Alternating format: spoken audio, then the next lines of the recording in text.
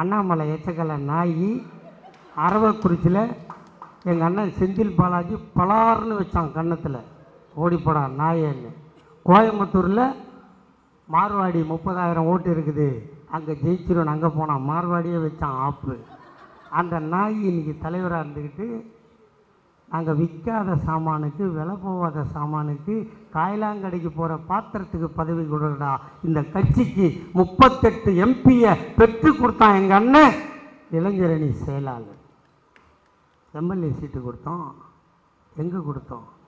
அவருடைய தாத்தன் எங்கள் ஆசான், என்னை பெற்றெடுக்காத என் தாத்தா கலைஞர் நின்று வென்ற தொகுதியில் பேரனை நிற்க வைத்தோம்.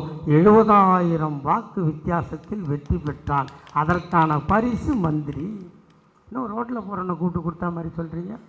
இந்த அன்புமணி ராஸ்கல் இருக்கான்ல, ராமதாஸ் பிள்ளை,